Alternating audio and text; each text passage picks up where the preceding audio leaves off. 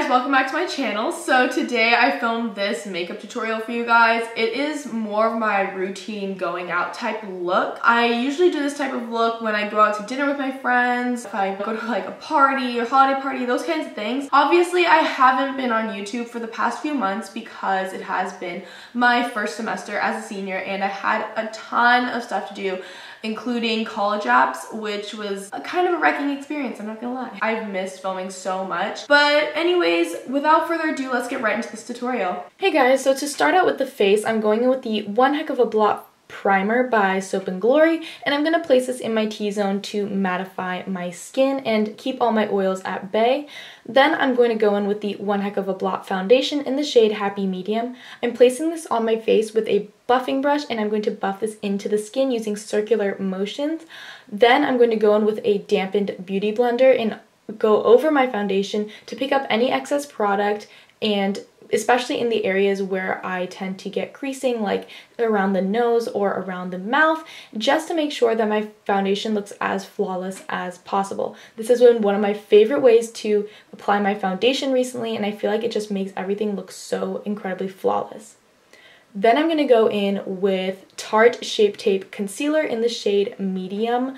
I think it's in the shade Medium, could be fake, but it is obviously not a highlighting shade or that highlighting on me because I have been getting a lot lighter recently, but I've been loving this concealer. So placing it under my eyes, on the forehead, down the nose, and Cupid's bow and chin. I'm then going to blend that out with my dampened beauty blender again. I feel like this is the best way to blend out concealer. It just looks so freaking flawless, and I love this concealer so much. It is incredibly high coverage and it just looks so stunning under the eyes. It makes your skin look so incredibly poreless, and I love that it just makes your under eyes look matte but not cakey. I can't even explain how amazing this concealer is. If you haven't tried it, definitely pick one up from Ulta. I'm then setting my under eyes by baking with my damp beauty blender and my Mercier translucent setting powder. I cannot get away from this powder. Like, I've been trying so many different ones, but this is just, there's nothing that competes with how well this keeps my oils at bay in my T-zone. I do get dry patches in different parts of my face though, so I do have to be careful with where I use this because it can emphasize some of those dry patches sometimes. But then just to go in for setting the rest of my face, I'm going to use my Hello Flawless powder by Benefit in Toasted Beige. It gives the most natural finish to the skin, so it won't emphasize dry patches. Then going in with my Wet n Wild contouring palette in Dulce Leche, I'm going in with the light highlighting shade and setting my under eyes and my T-zone just to give a little bit of added brightness back to the center of the face.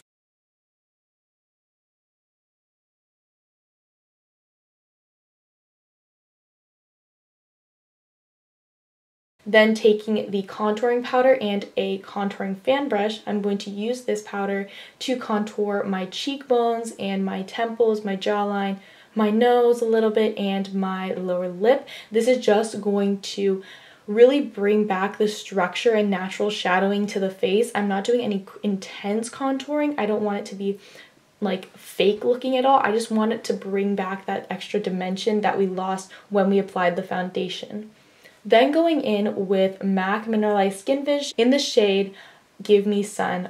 Wow guys, this is one of the most amazing bronzers I have ever tried. It's such a pigmented powder and I love how warm this color is. It is so beautiful. This is the very first MAC product I've ever tried. I've always been kind of scared to go into MAC, but I really love this bronzer. It looks so stunning on my warm complexion. If you have lighter skin though, I wouldn't recommend this. It would probably be way too dark and orange for you. But anyways, I'm going in with my Milani bronzer in the shade number 2. This is the darker of the two that they offer, and this is just going to give more dimension and color to the cheeks. I just wanted something that was going to be a little bit shimmery, have a little bit of sheen, just to add more dimension to the face, because in the wintertime, my face can start to look kind of flat and not have as much kind of luminosity that I would want. Then going in with Wet n Wild's Coloricon blush in Apricot in the middle. This is such a gorgeous shade. It's just a nice natural flush and it keeps the bronziness going on.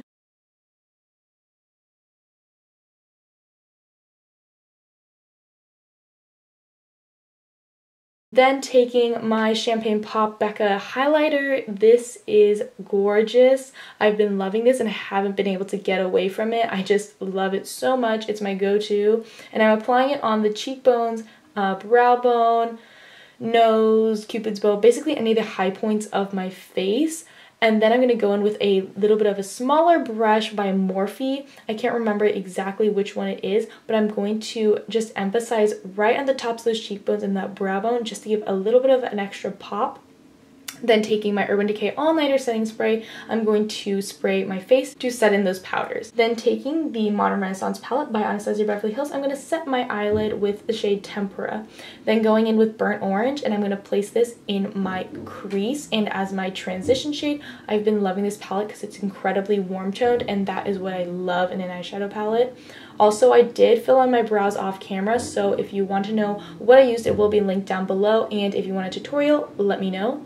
I'm going with Raw Sienna and then putting this in the outer V and blending it into the crease just to add more dimension and kind of bronziness to the eyes. Then taking Cypress Umber, which is a deep brown shade, I'm going to be popping this in the outer V of the eye and with a more dense brush, and then I'm just starting to blend it a little bit into my crease. And then I'm going to take those two shades, Burnt Orange and Raw Sienna, and place those on my lower lash line. I have to do this every time to tie in the eye look, otherwise I feel like it looks too blank on my lower lash line.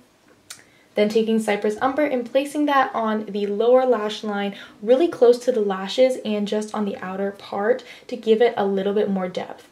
Then taking Colourpop's Amaze Super Shock Shadow. I love this shadow. It has such incredible pigment, and especially when you apply it with your finger, it just gives off the most beautiful shine. I'm going to blend out a little bit with a fluffy brush, and then I'm going to line my upper lash line with Kat Von D's liquid liner in Trooper. Then I'm going to take Colourpop Swerve and Tightline, and then apply some mascara. I'm applying Benefit Rollerlash and Marc Jacobs Velvet Noir Mascara. These are my favorite go-to mascaras, especially on the lower lash line. They just give so much incredible length and curl. Then I applied some Ardell Demi Wispies and placed my Champagne Pop highlighter in the inner corner and on the brow bone. Then for lips, I went in with Milani lip liner in the shade Most Natural and Anastasia Beverly Hills liquid lipstick in Stripped. I don't know where the film went, but for some reason my camera stopped filming.